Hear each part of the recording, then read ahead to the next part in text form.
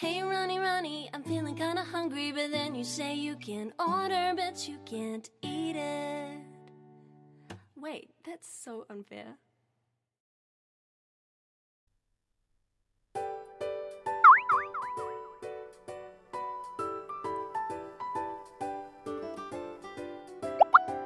Hey everyone, today I'm making lemon milk flavored sherbet. It's super easy. You just mix these ingredients and freeze it.